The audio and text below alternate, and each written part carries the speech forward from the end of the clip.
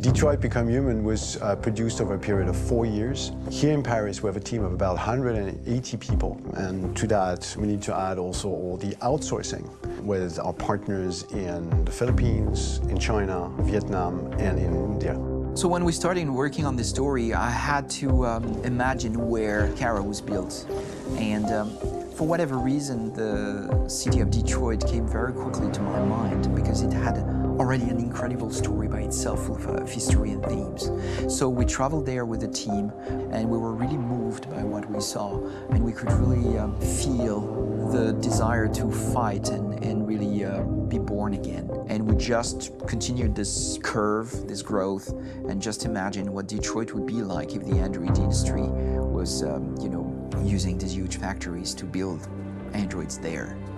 A very strong element in Detroit is that there's a lot of industrial wasteland and a lot of nature too, and for us, the graphic designers, it was an incredible playground. The destroyed zones which we wanted to preserve, we appropriated them to turn into something else. Then in the areas that needed to be rebuilt, we were able to imagine our Detroit of the future. We didn't want to make a science fiction universe, but a world of anticipation. If we chose science fiction, we could have imagined flying cars, extraterrestrials, but those things are very far from our current everyday life. Anticipation is more about gleaning from our contemporary reality, the one we know, because Detroit is set in 2038, and 2038 is tomorrow. The difficulty we had was sticking to reality. That is to say, technology becoming more and more invisible, a lot more elegant, and at the same time, making it visual. So all the computer equipment, autonomous cars, we simply had to invent. They are in fact very technological objects, but at the same time remain very credible and ingrained in reality. To create a cohesive universe in the fashion and clothing of the human characters in 2038, I didn't want to put an accent on strange shapes, or really vibrant colors, and things we wouldn't know. That I wanted to keep for the androids. The goal was to create something familiar which we can identify with in this future setting. Working on the artistic direction for the androids was a bit special because this is a project about the place they could occupy in the human world. It was out of the question for them to be too beautiful or too perfect. They had to correspond to every social class, rich and poor. Inspired by everyday utilitarian clothes, I brought a modern touch by adding dynamic display surfaces, the armband we can see on the side, the triangle on the front and back, an LED. Like that, there's no confusion. Wait. You're sending an android? All right, ma'am. We need to go. You can't do that.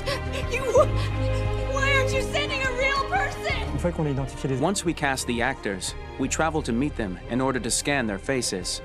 We record the structure of their face with the scan.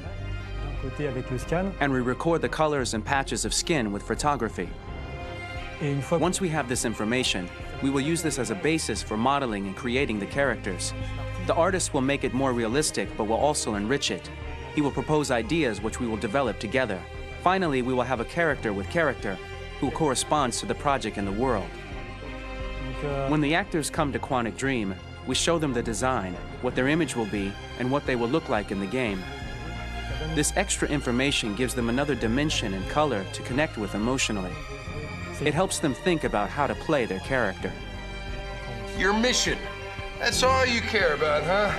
You should consult a professional who can help you. Beat it, you hear me? Get the hell out of here! So there are 3 types of shoots at Quantic Dream. Shooting and performance capture, where you capture the whole actor, his voice, his face, and his body. These shoots are obviously done with American actors because the game's original version is in American English. After that, there are the body-only shoots, representing around 250 days of filming, while the performance capture is 100 days of filming. Now, body-only shoots, there are 2 types. There are the action shoots and the technical shoots, which are mokit shoots. Mokit is when the player controls a character on the screen, and he moves in an environment to explore it. This is of particular importance at Quantic Dream.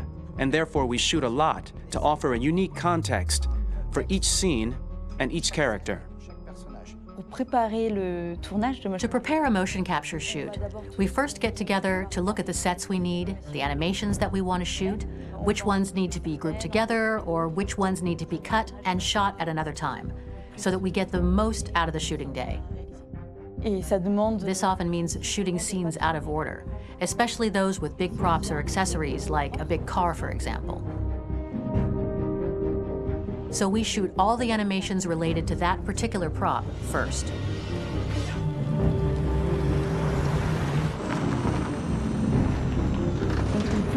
The biggest challenge for the mocap team was shooting a Spider-Man mo-kit. We had to build a wall and attach an actor to a harness with cables so we could pull him up and render him climbing.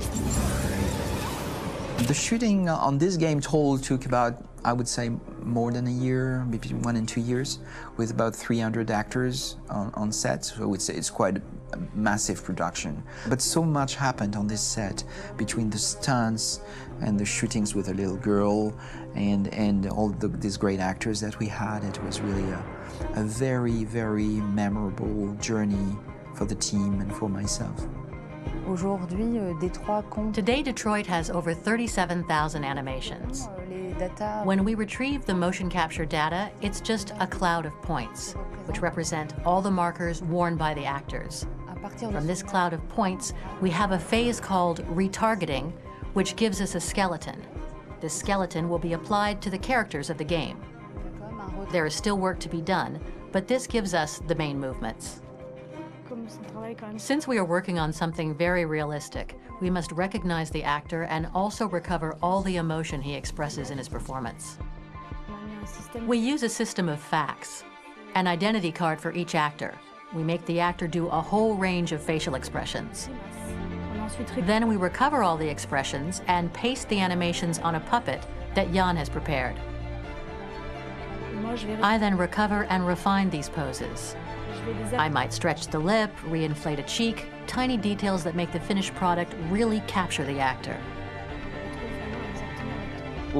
Because of the nature of our mocap system today, when we receive the animations, we're missing eye movements, and so the character has that dead look. He really has no eyes, so then it's a big part of the work for the animators to find the regard of the actor in relation to his position, in relation to the body, etc. It was crazy when I saw the newest model for Kara, because they've been working on it, and this was the first time I literally jumped in my seat. It not only looked so much like me, it was the fact that it looked so lifelike. It wasn't that it looked just like it was a camera, it was something else, you know, but it looked alive. It's exciting, and it's kind of terrifying. Game after game, we learned the rules of optics and filming, and our goal with Detroit Become Human was to have cameras that would actually emulate the optics of a real physical camera. So basically dealing with real-world imperfections was our main task, and just to make cameras look as real as we can. Once the animations are shot and processed by the animation department, integrated and polished, we film them. That is to say, we really do a mise en scène, as in cinema. The real difficulty of our job is to know if these cameras are telling us something. Are they in the emotion of the scene? Do they describe exactly what the action must convey, what must be felt?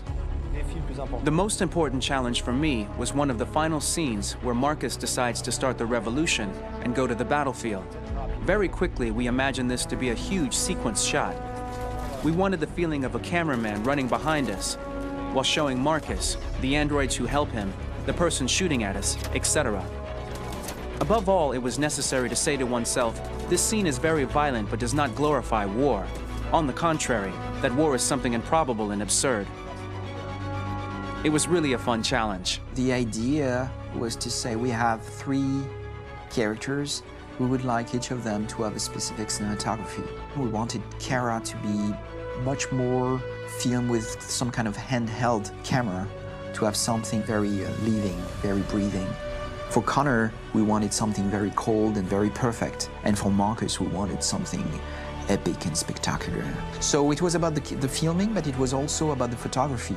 So we worked with a director of photography to give each character a different lighting, different key colors. Each of them would have their own worlds. And finally, we worked with the composers, so they would create a specific sound for each character, so each would have his own world and his own style.